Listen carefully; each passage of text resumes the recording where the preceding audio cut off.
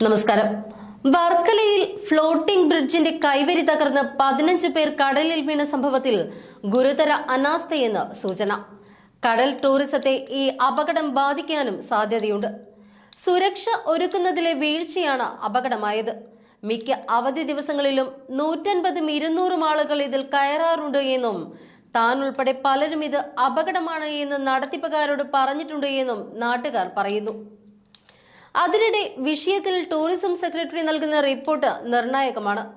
നടത്തിപ്പ് ഏജൻസിയുടെ കാശുണ്ടാക്കാനുള്ള ആർത്തിയാണ് ഈ ദുരന്തത്തിനും കാരണം.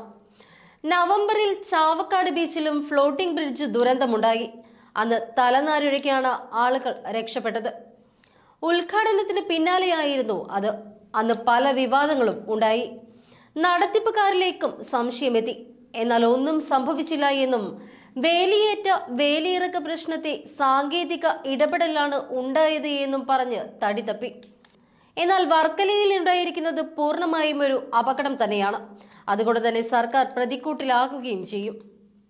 അതിനിടെ വളരെ ശ്രദ്ധേയമായ ഒരു കമന്റുമായി BJP നേതാവ് AP അബ്ദുള്ളക്കുട്ടിയും രംഗത്ത് വന്നു. വലിയ തിരമാലകളുള്ള തീരങ്ങളിൽ ഫ്ലോട്ടിംഗ് ബ്രിഡ്ജ് പ്രായോഗികമല്ല എന്നായിരുന്നു അബ്ദുള്ളക്കുട്ടിയുടെ പരാമർശം. ഫേസ്ബുക്ക് പോസ്റ്റിലൂടെയായിരുന്നു കുറ്റപ്പെടുത്തൽ. ടൂറിസം മന്ത്രിക്ക് കേരളത്തിലെ ടൂറിസത്തെക്കുറിച്ച് ഒന്നും അറിഞ്ഞുകൂടാ എന്നും വലിയ തിരമാലകളുള്ള തീരങ്ങളിൽ ഇത് പ്രായോഗികമല്ല എന്നുമായിരുന്നു അബ്ദുള്ളക്കുട്ടിയുടെ വിമർശനം. ഭാര്യ പിതാവിന്റെ കൂടെ വിദേശയാത്രകൾക്കിടയിൽ കണ്ട കാഴ്ചകൾ അതേപടി പകർത്തുക മാത്രമാണ് മരുമകൻ ചെയ്തത് എന്നും അബ്ദുള്ളക്കുട്ടി പറഞ്ഞു. ഫ്ലോട്ടിംഗ് ബ്രിഡ്ജ് ടൂറിസത്തെ പ്രതിസന്ധിയിലാക്കുന്നതും വർക്കലയിലെ അപകടം തന്നെയാണ്. ഒരേ സമയം പരമാവധി 100 പേർക്കാണ് ഈ ബ്രിഡ്ജിൽ കയറാനാവുന്നത്. അതും ഒട്ടനവധി സുരക്ഷാ മാനദണ്ഡങ്ങൾ പാലിച്ചുകൊണ്ട്. പക്ഷെ ഇവിടെ തിരക്കുള്ള ദിനങ്ങളിൽ തുടർച്ചയായി 200 വരെ ആളുകൾ ഇതിൽ കയറാറുണ്ട്. അറ്റകുറ്റപ്പണികൾ നടത്താറുമില്ല. ഇതൊക്കെയാണ് അപകടത്തിന്റെ കാരണം. കടലിൽ വീണ 15 പേരെയും ആശുപത്രിയിൽ പ്രവേശിപ്പിച്ചിരുന്നു. ഈ ഇടപെടലാണ് ദുരന്ത വ്യാപ്തി കുറച്ചത്. എല്ലാവരും അപകടനില തരണം ചെയ്തു. ഇതും സർക്കാരിന് ആശ്വാസമാണ്. അപകടത്തിൽ ബ്രിഡ്ജിന്റെ പകുതിയോളം തകർന്നു. 150ഓളം ആളുകൾ ഉണ്ടായതാണ് അപകട കാരണമെന്നാണ് സൂചന. തിരയടിച്ച് ബ്രിഡ്ജ് മറിഞ്ഞു എന്നും ഇതിനെ തുടർന്നുണ്ടായ ആളുകൾ കടലിൽ വീഴുകയായിരുന്നു എന്നും ദൃക്സാക്ഷികൾ പറയുന്നു. തിരുവനന്തപുരം ജില്ലയിലെ ഈ ആദ്യ ഫ്ലോട്ടിംഗ് ബ്രിഡ്ജ് 2023 ഡിസംബർ 26-ന് ടൂറിസം മന്ത്രി PA മുഹമ്മദ് റിയാസാണ് ഉദ്ഘാടനം ചെയ്തത്.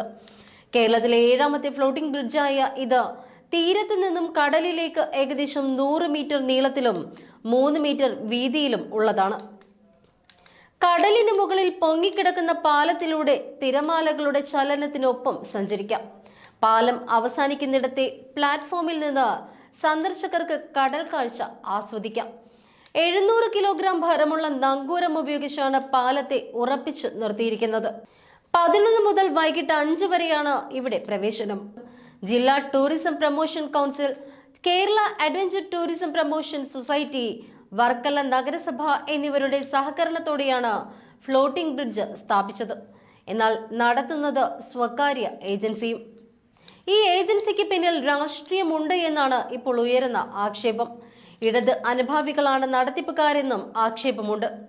ഇവർക്കെതിരെ കൊലപാതക ശ്രമത്തിന് അപകടത്തിന്റെ പശ്ചാത്തലത്തിൽ കേസെടുക്കണമെന്നാണ് ആവശ്യം. പരിധിയിലധികം ആളുകളെ കയറ്റിയത് കൊണ്ടാണ് ഇത്തരമൊരു ആവശ്യം ഉയരുന്നത്. എന്നാൽ പോലീസ് കേസെടുക്കില്ല എന്നാണ് സൂചന.